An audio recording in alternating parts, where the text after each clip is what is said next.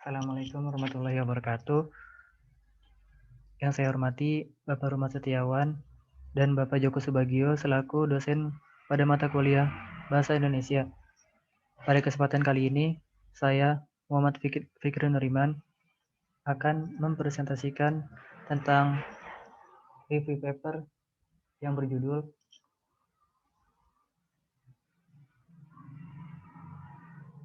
Penerapan Six Sigma untuk mengurangi jumlah cacat dalam upaya peningkatan kualitas di industri manufaktur. Kemudian berikut adalah judul dari paper-paper yang telah direview. Di sini total ada 8 paper yang telah direview. Ke-8 paper ini memiliki permasalahan yang sama, yaitu tingginya jumlah cacat pada perusahaan dan juga memiliki metode yang sama dalam penyelesaian masalahnya, yaitu dengan metode DMAIC. Langsung saja masuk ke pembahasannya. Dari DMAIC ini sendiri yaitu singkatan dari Define, Measure, Analyze, Improve, dan Control. Pada tahap Define dilakukan untuk menentukan hal-hal kritis yang diperhatikan oleh konsumen. Kemudian pada tahap Measure atau pengukuran yaitu bertujuan mengevaluasi dan memahami kondisi proses saat ini di sebuah perusahaan. Pada tahap ini dilakukan pengumpulan dan pengolahan data sebelum dilakukannya perbaikan. Kemudian tahap yang ketiga yaitu analyze atau analisis. Analisis yaitu tahap dilakukannya penentuan sebab akibat dari suatu permasalahan dan memahami adanya berbagai sumber variasi dari data yang didapatkan pada tahap sebelumnya, yaitu tahap measure. Kemudian tahap yang keempat yaitu improve atau perbaikan. Pada tahap ini dirancang usulan-usulan perbaikan untuk mengurangi cacat yang terjadi. Dan yang terakhir yaitu adalah tahap kontrol. Tahap ini dilakukan untuk membuat rencana pengendalian proses dan prosedur-prosedur agar perbaikan dapat terus terlaksana. Berikutnya masuk ke tahap pertama yaitu define. Pada tahap define ada 3 langkah untuk menyelesaikan masalahnya. Yang pertama ada identifikasi masalah. Identifikasi masalah bertujuan untuk mengetahui secara jelas masalah yang sedang dihadapi. Teknik yang dapat digunakan untuk memudahkan dalam mencari masalah adalah dengan menggunakan pertanyaan-pertanyaan, yaitu berupa what atau apa, where atau di mana, dan why atau kenapa. Kemudian langkah berikutnya yaitu dengan membuat SIPOC diagram. SIPOC diagram yaitu kepanjangan dari supplier, input, proses, output, dan customer. Di slide ini saya memberikan contoh pada paper kedua, SIPOC diagram pada paper kedua. Kemudian langkah yang terakhir dari tahap define yaitu penentuan CTQ. CTQ adalah critical to quality. CTQ dilakukan berdasarkan proses yang dapat menyebabkan cacat atau mempunyai potensi untuk menimbulkan cacat pada produk. Di sini saya ambil contoh pada paper 2. Bisa dilihat pada nomor 1 CTQ-nya yaitu kesempurnaan bentuk. Keterangannya yaitu bucket polos dan lead yang dihasilkan memiliki bentuk fisik yang utuh. Kemudian kehalusan permukaan, yaitu permukaan bucket polos dan lead yang dihasilkan bersifat halus dan rata. Selanjutnya masuk ke tahap measure atau pengukuran. Tahap measure ada beberapa langkah penyelesaiannya. Yang pertama yaitu membuat peta kendali P dan U. Di slide ini peta kendali P yaitu yang sebelah kiri dan peta kendali U yaitu yang sebelah kanan. Contohnya ini diambil dari paper yang kedua. Peta kendali P digunakan untuk mengetahui proporsi produk cacat, sedangkan peta kendali U digunakan untuk mengetahui jumlah cacat per unit produk yang dihasilkan. Nah, pada perancangan peta kendali, ukuran sampel yang digunakan bervariasi. Pengumpulan data dilakukan dengan cara 100% inspection pada setiap produk yang dihasilkan dari mesin-mesin yang ada. Langkah selanjutnya yaitu DPMO atau Defect per Million Opportunity, dan penentuan Sigma Quality Level.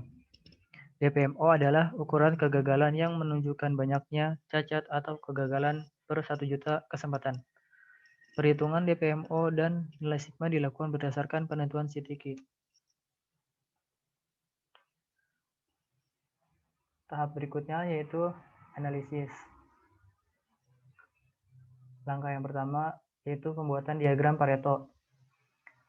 Di sini contoh yang saya ambil yaitu diagram Pareto pada paper 8. Diagram Pareto dirancang untuk mengetahui CTQ yang memiliki banyaknya cacat terbesar. Dengan demikian, dapat dilakukan penentuan prioritas CTQ yang hendak diperbaiki.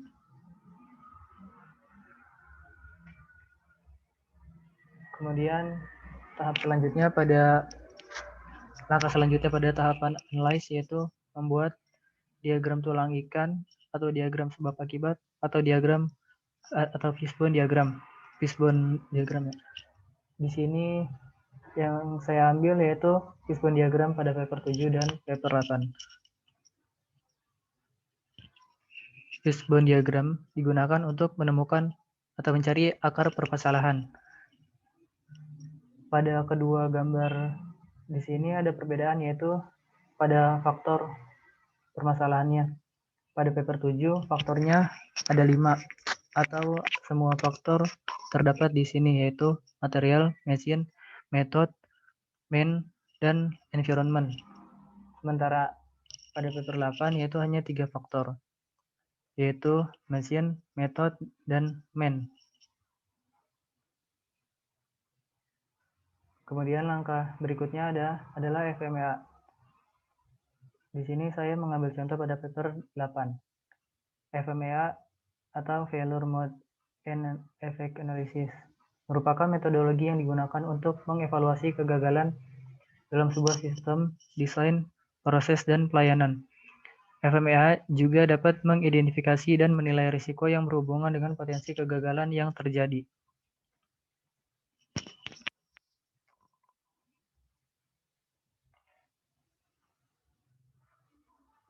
Tahapan berikutnya yaitu improve atau perbaikan. Di sini saya mengambil 3 improve dari 3 paper yang berbeda. Pada paper pertama, improve atau perbaikan yang diusulkan yaitu CV Miracle dapat memberikan sebuah mesin pengering pada proses penyablonan agar pengeringan dapat sempurna. Kemudian pada paper ketiga, improve-nya yaitu melakukan inspeksi secara berkala oleh mandor kepada bawahannya atau karyawan. Dan pada paper ke-6, improve-nya yaitu membatasi kapasitas pengangkutan.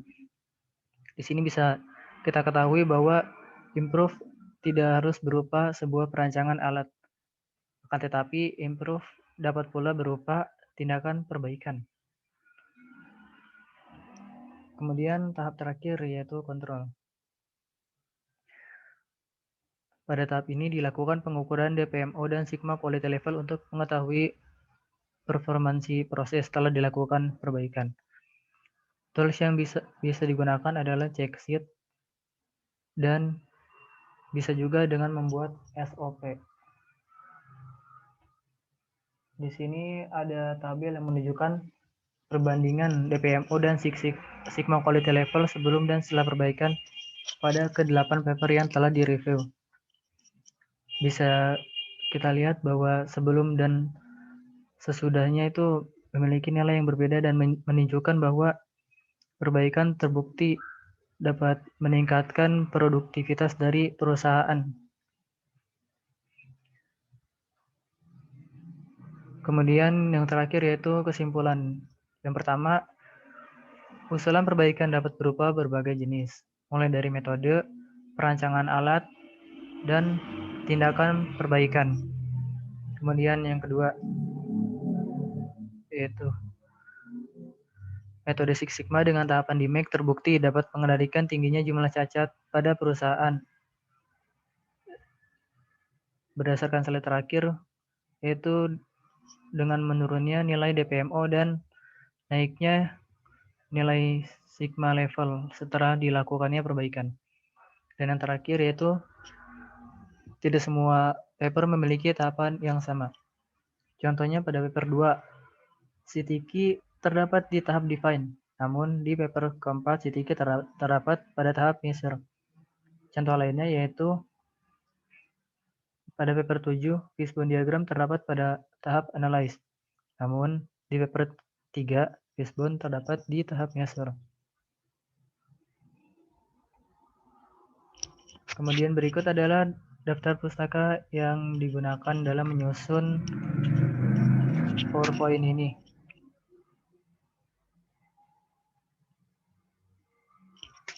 Baiklah, demikian presentasi yang dapat saya sampaikan. Kurang lebihnya, mohon maaf. Assalamualaikum warahmatullahi wabarakatuh.